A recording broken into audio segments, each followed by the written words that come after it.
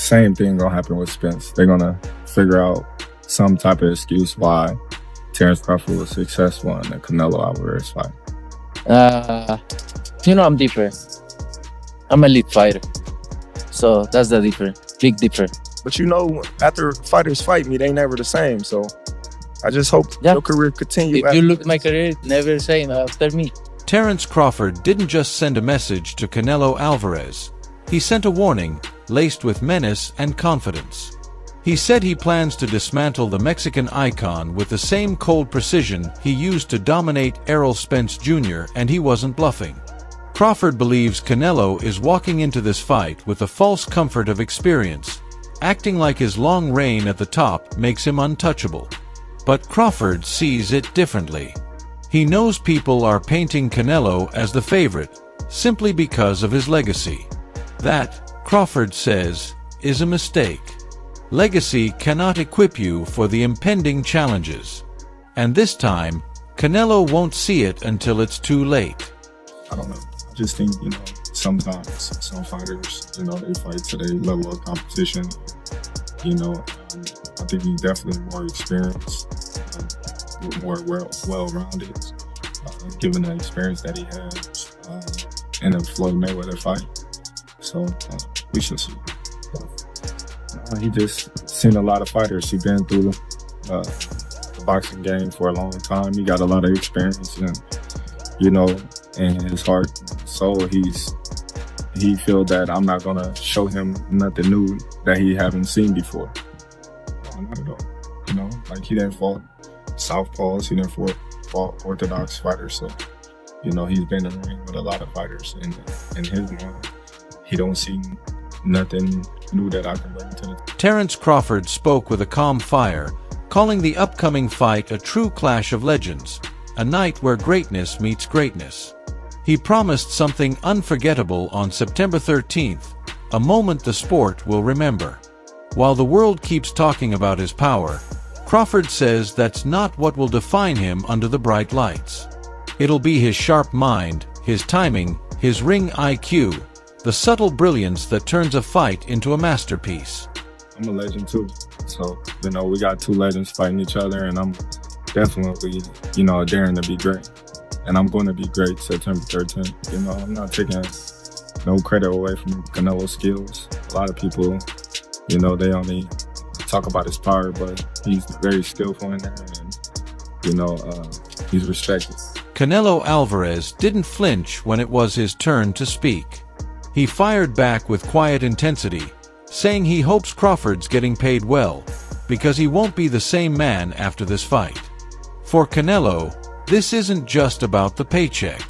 It's about legacy, about sending a message that echoes beyond the final bell. He wants this fight to leave a mark, one Crawford never forgets. We're not find out. And don't get me wrong, you're a great fighter. I know I'm great. You're a great fighter, but you're gonna find out. I hope your uncle Turki Alashi pay you enough money, because it's gonna be the last. That's for sure. It may be. Maybe. I hope he pay you enough. But after fighters fight me, they never the same. So I just hope your career continue. If you look at my career, never the same after me. But Crawford didn't blink. The noise, the critics, the doubters, it doesn't shake him. He knows the script. If he beats Canelo, just like with Errol Spence, people will scramble for excuses, trying to downplay the win. He's seen it before, and he expects it again. But to him, it's all part of the fight game. When the bell rings, he's not chasing validation, he's chasing truth. And he plans to deliver it, one round at a time. They're gonna make excuses. The same thing happened with Spence. Same thing gonna happen with Spence. They're gonna figure out some type of excuse why Terence Crawford was successful in the Canelo Alvarez fight. You gonna retire after you win this fight, or you're gonna keep going? I don't know. We shall see. It is what it is. I got the style, I got the skills, I got the heart, and I'm not gonna sit around and. Tensions finally exploded when Canelo shoved Crawford, igniting a fiery standoff that teetered on the edge of chaos. For a moment, it felt like the fight might start right then and there. Security rushed in, pulling them apart before fists flew, but the damage was done. The fire had been lit. Canelo's fans roared in unison, chanting Mexico with pride, their voices rising like battle cries. The energy in the room shifted. This wasn't just a fight, it was personal.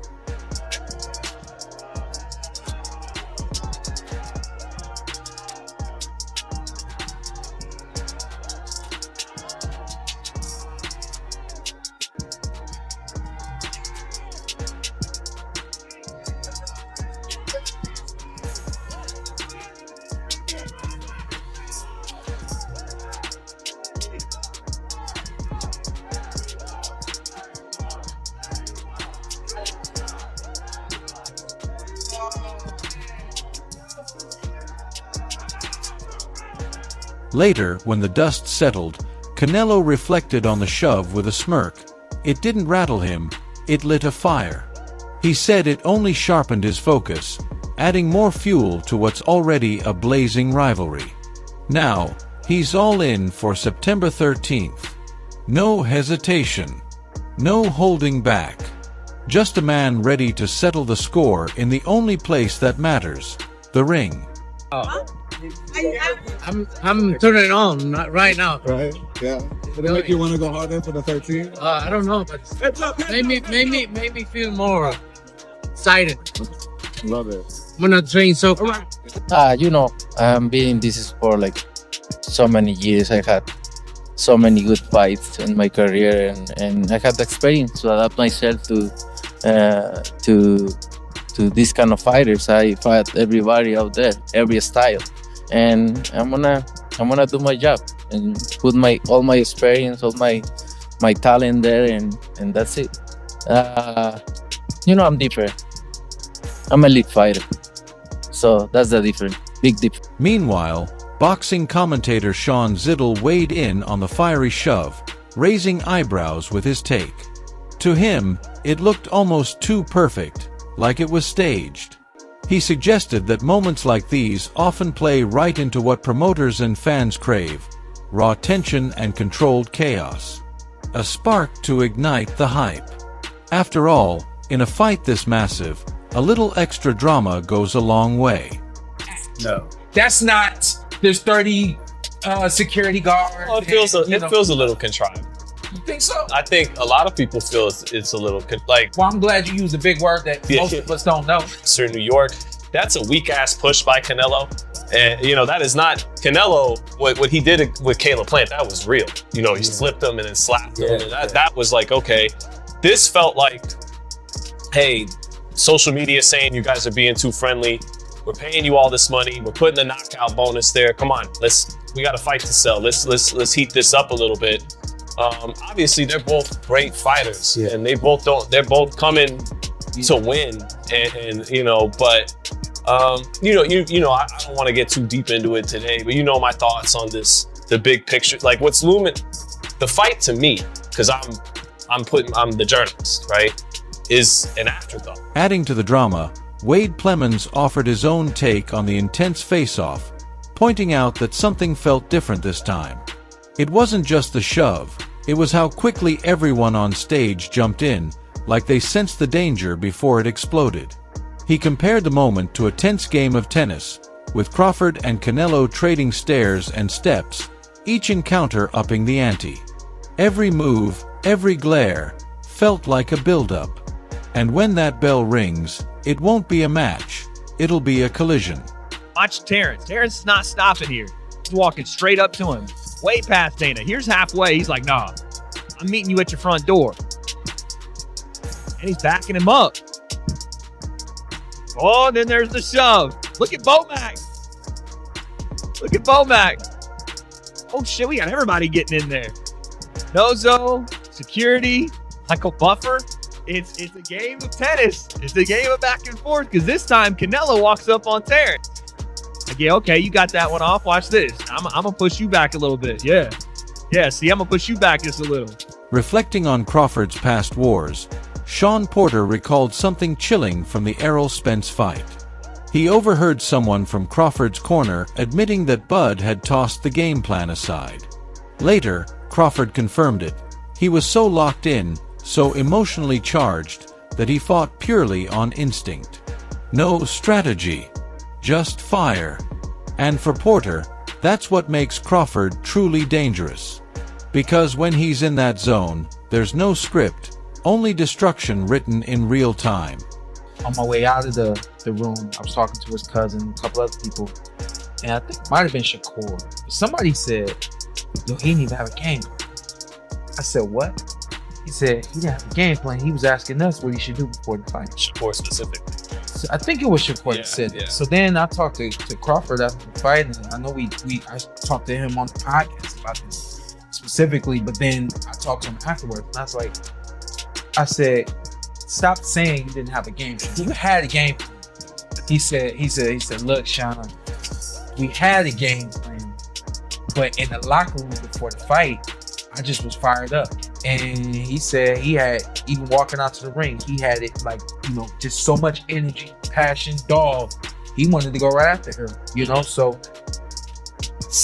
using that story again to relate to everyone, you're right. That dog is gonna be there, and he understands that he has to be. Even across the Atlantic, voices are backing Crawford. British boxer Denzel Bentley admitted he wasn't convinced at first. Jumping up to face Canelo felt like too big a leap. But as the fight drew near, something changed. Bentley began to believe. He saw the hunger in Crawford, the confidence, and the quiet storm building. And now, he thinks Bud just might pull off the upset. After all, Bentley points out, it's been years since fans have seen Canelo truly at his peak.